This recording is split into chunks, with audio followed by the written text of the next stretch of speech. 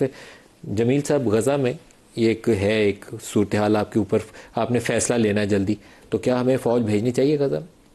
देखिए, इसको दूसरे तरीके से देख लेते हैं। सिंपल आंसर तो ये है कि हाँ, लेकिन क्यों? वो इसलिए कि आप ना भेजें। इंडिया अपने मुसलमान फोर्स भेजने के लिए तैयार है, और वो तो कज़न है उसका, इसराइल का वैसे भी। तो फिर यू हैव अ चॉइस कि या तो आप दूसरे मुल्कों के या वेस्टर्न कंट्रीज से वो भी तैयार बैठे हुए हैं। द पॉइंट इज़ कि Pakistan along with the regional countries and your friendly countries, अगर वो भेजता है तो वो दे वुड डेफिनेटली पहले तो वो देखेंगे टर्म्स ऑफ रेफरेंस क्या है, उसका मैंडेट क्या है। और मैंडेट कोई ऐसा तो अगर उसमें रखेंगे तो पाकिस्तान नहीं जाएगा उस पर। मैंडेट अगर रखेंगे कि जी आपने फ़लस्तीनियों को ज़बरदस्ती उनसे हथियार दिलवाने, क्योंकि उसमें 20 नुकात में कंडीशंस दी हुई हैं कि हथियार किस सूरत में डालना है। पहले टेक्नोक्रेट गवर्नमेंट बनेगी, फ़लस्तीनियों की बनेगी, फ़लस्तीनियों के सामने हथियार डाले जाएंगे, मल्टीनेशनल फोर्स के सामने तो हथियार नहीं डाले जाएंगे। तो पाकिस्तान जो 20 नुकाती पहले से पीस प्लान है उसके मुताबिक जो टर्म्स ऑफ रेफरेंस बनेंगे, हम श्योर कि उसके मुताबिक और जाना चाहिए।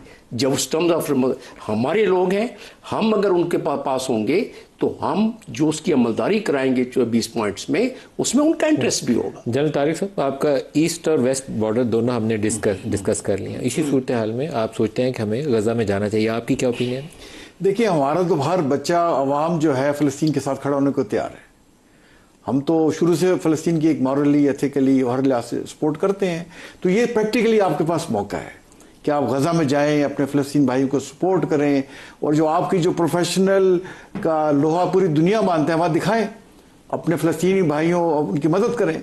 और इसराइल को भी पता चलेगा कि बाकियों की फौज में और पाकिस्तान की फौज में क्या फ़र्क है। सर, लेकिन पहले इंटरनेशनल कम्युनिटी से आपको ये गारंटीज नहीं मांगनी चाहिए कि इंश्योर करें कि हमारे ईस्टर्न बॉर्डर पे कोई शरारत नहीं करें? बिल्कुल। और देखिए, इसमें मेरी अंडरस्टैंडिंग वो ये है कि मुसलमान ममालिक की जो फौज जाएगी उसको OIC से क्लियर होगी, OIC ममालिक उस पर डिसीजन लेंगे, फिर वो जाएगी। बट हमें प्रिंसिपली जाना चाहिए। और जहाँ तक इंडिया का तल्लक है, देखिए, अगर UAE जो हमारा एक ब्रदर मुल्क है और सऊदी अरेबिया, पाकिस्तान पे हमला सऊदी अरेबिया पे कंसिडर किया जाएगा।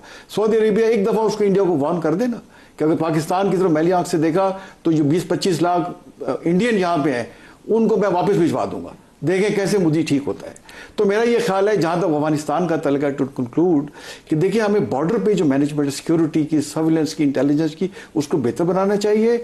और जो अगर क्रॉस करके एक तो आना नहीं चाहिए, जो आ गया वो वापस ना जाए, इनको सफाया करें और इंडिया को क्लियर पैगाम भेज दें कि अगर आपने हमारी सॉवरेनिटी को अंडरमाइन किया तो हमारे पास, देखिए, हम न्यूक्लियर ताकत हैं और हम फर्स्ट यूज भी कर सकते हैं, और हमारे पास टेक्निकल वेपन्स भी हैं।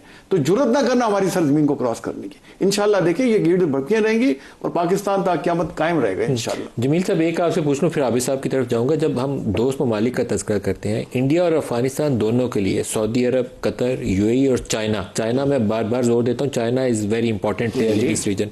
तो ये चार आप साथ बिठा लें तो फिर आप किसी अरेंजमेंट पे पहुंच जाएंगे। वैसे आपका अरेंजमेंट ना अफगानिस्तान में या किसी और जगह पे काफ़ी चैलेंजिंग होगा। हमारी कलेक्टिव इंटरेस्ट इसमें बहुत ज़्यादा है ना, इन चारों मुल्कों का आपने जो नाम लिया, और उसमें वी बिन डिस्कसिंग दैट, और अल्टीमेटली होना भी यही है। क्योंकि वो अगर होगा तो फिर वो the kind of pressure it would mount on Taliban and that would be very difficult for them to sustain. तो उसकी वजह से ये तो होना ही चाहिए। एक समिट क्यों नहीं हम कॉल कर लेते, इस्लामाबाद में बुलाई, अब कतर को भी, टर्की को भी, सऊदी अरब को भी, चाइना को भी इस्लामाबाद बुलाई। मैं चाहता था उस पर एक जुमले में रोशनी डाल दूं कि इस वक्त जो हमारी उड़ान है फॉरेन पॉलिसी की, इससे पहले नॉन हिस्ट्री में उड़ान नजर नहीं आई है। अब उसका फायदा इन मामलात में उठाना चाहिए। इस्लामाबाद में एक समिट होना चाहिए। एब्सोल्युटली। आबिद साहब, ये प्रोग्रामों के अंदर ही कुछ चीज़ सामने आ जाती है, तो मेरे ख्याल में ये बुरा आइडिया नहीं है कि हम इस्लामाबाद में एक समिट बुलाएं जिसमें दोस्त ममालिक हैं, काबुल को भी आप दावत दें, साथ बिठाएं और एक अरेंजमेंट करें, और वो अंडर प्रेशर होंगे कि आपके सामने वो कंसीड करें कि हाँ उनका इलाका इस्तेमाल हो रहा है, और वो इंश्योर करें कि आइंदा से नहीं होने देंगे। और OIC के चार्टर में भी है। बिल्कुल। मेरा नहीं ख्याल कि मलिक साहब उनको अंडर प्रेशर इस तरह के टैक्टिक्स से किया जा सकता है, क्योंकि हमारा एक्सपीरियंस है कि क्योंकि हम ही ने उनको पाला हुआ है, हम ही ने उनको जवान किए, वो हमारे हाथों ही में बने हैं, और अब वो हमारे ऊपर बरस पड़े तो हम अपने जो क्या है कि ये खारदार कांटे हमें अच्छे तरीके से निकालने आते हैं। तो ये फ्यूटाइल एक्सरसाइज होगी कि वी कॉल समिट अगर इस्लामिक कंट्री का, क्योंकि ऑलरेडी जो मेन इस्लामिक कंट्रीज़ है वो बकौल भी ख्वाजा आसिफ साहब ने भी उनका शुक्रिया अदा किया तो ऑलरेडी ऑन बोर्ड हैं। अगर वो उस लेवल पे गुफ्तगू नहीं होती तो मलिक साहब ये बेसूद होगी ये एक्सरसाइज। लेकिन हमने इंश्योर करवाया है उनको अपनी गुफ्तगू में, डायलॉग में, कि अगर आपने सरहद पार दहशतगर्दी पाकिस्तान पे की तो उसका हर कीमत पे मुंह तोड़ जवाब दिया जाएगा। इस पे किसी किस्म का कोई अबाम नहीं। ये वो कतर भी इस पर ऑन बोर्ड है और भी इस्लामिक कंट्रीज इसके ऊपर ऑन बोर्ड है। तो ये मेरा ख्याल है कि ये टाइम ज़ाया करने वाली बात है। जो लातों के भूत बातों से नहीं मानते। अगर हमने कोशिश की, एक अपनी एफर्ट्स की है कि उनके साथ पीसफुली हम अपने मामलात को लेकर चलें। अगर वो इंसर्जेंसी नहीं रोक सकते तो पाकिस्तान स्ट्रेटेजिक स्ट्राइक अपने दफा के लिए फिर कहीं भी करने का हक बेजानब है।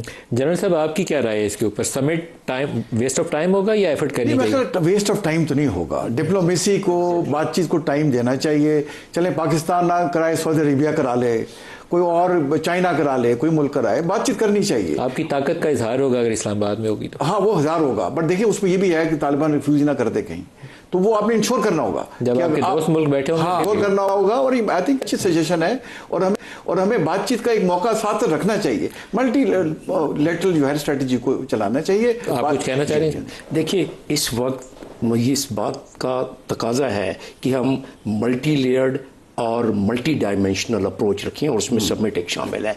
उसके बगैर खाली सिर्फ काइनेटिक एक्शन हम कर सकते हैं, सारों को पता है, और वो तो फैसला है हमारा। लेकिन उसके साथ साथ all other efforts should go concurrently, साथ साथ चलना चाहिए सर।